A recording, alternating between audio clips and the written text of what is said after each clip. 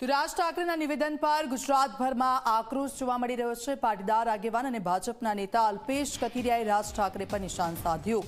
ગુજરાતીઓ અને સરદાર પટેલ સામે જાહેરમાં બોલ્યા કથિરિયા। હવે જાહેરમાં જ લોકોને માફી માંગે રાજ ઠાકરે। રાજ ઠાકરે ગુજરાતી મરાઠીઓને લડાવવાનું કામ કરે છે। મનસેનું અસ્તિત્વ નથી, હવે ઊભા થતા સરદાર પટેલનું અપમાન।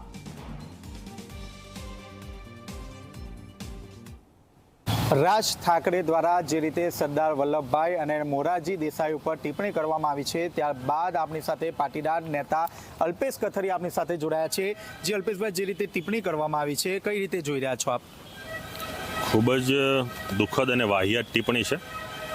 જે એની ભાષાની બાબત છે, મરાઠી માણસની બાબત છે, એની રીતે કરે એનો કોઈ વાંધો નથી, પરંતુ ભાષાના વિવાદમાં મહાનુભાવોના, રાષ્ટ્રના ઘડવૈયાના, જેણે આ દેશની રચનામાં મુખ્યત્વે ભાગ ભજવ્યો છે એવા વ્યક્તિઓનો તમે અપમાન કરો છો।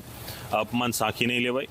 સરદાર વલ્લભભાઈ પટેલ વિશે બોલવું, મોરારજી દેસાઈ વિશે બોલવું, તો અત્યારે તમે તમારી રાજનીતિને ચમકાવવા માટેના જે નિવેદનો થઈ રહ્યા છે, આ નિવેદનનો સખત વિરોધ છે। તમને જે ભાષાનું માન હોય, બહુમાન હોય, એનો પ્રચાર કરો, પ્રસાર કરો, ઇટ્સ ઓકે, પરંતુ કોઈ વ્યક્તિના અપમાનને આમાં ઢસડી અને રાજનીતિક મુદ્દામાં વ્યક્તિઓને ઢસડવા, એના અપમાન કરવું, આ અપમાન ક્યારેય ન સાંખી શકાય। અને એવા વ્યક્તિઓ વિશે સરદાર વલ્લભભાઈ પટેલ વિશે બોલે છે। ગુજરાત અલગ થયું, મુંબઈ ઝૂંટવી લેવાની જે આખી વાતો છે, ગુજરાતીઓનો ક્યારેય આ સ્વભાવ રહ્યો નથી। ગુજરાતમાં આજે ભારતનો કોઈ એવો રાજ્ય બાકી નહીં હોય કે એના લોકો વસવાટ નહીં કરતા। એટલે માત્ર ને માત્ર ચર્ચામાં રહેવા, નિવેદનના કારણે પોતાનું કદ વધે, મરાઠી માણસમાં લોકપ્રિયતા થાય, એના માટે ગુજરાતીઓને ટાર્ગેટ કરવા અને સાથોસાથ મહાનુભાવોના અપમાન કરવા ખૂબ ગંભીર બાબત છે અને નિંદનીય છે। ખાસ કરીને જે પાટીદાર નેતા ગુજરાતી લોકો હોય અથવા તો સરદાર વલ્લભભાઈ પટેલ હોય, તમામ લોકોનું અહીં અપમાન કરવામાં આવ્યું છે, તો એને લઈને શું કહેશો? સરદાર વલ્લભભાઈ પટેલ છે, શિવાજી છે, ગાંધીજી છે, બાબા સાહેબ છે, કે કોઈ પણ વ્યક્તિઓ છે, આ દરેક વ્યક્તિઓ એ રાષ્ટ્રની ધરોહર છે।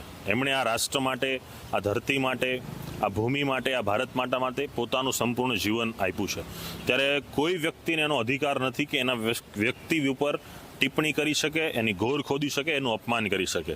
માત્ર ને માત્ર હવે કોઈ મુદ્દા રહ્યા ન હોય અને ગુજરાતીઓને ટાર્ગેટ કરવા, ગુજરાતના નેતાઓને ટાર્ગેટ કરવા, ગુજરાતના નેતા તો ઠીક, પણ જેણે ભારત ભૂમિની રચનામાં મહત્વનો ભાગ ભજવ્યો છે એવા સરદાર સાહેબને ટાર્ગેટ કરવા, આ ખૂબ ખરાબ અને ગંભીર બાબત છે। તો આપે જે રીતે જોયું તે રીતે ખાસ કરીને ગુજરાતી ઉપર અને ખાસ કરીને સરદાર વલ્લભભાઈ ઉપર જે રીતે ટિપ્પણી કરવામાં આવી છે, આ ટિપ્પણીને ક્યાંક ને ક્યાંક વખોડવામાં આવી છે।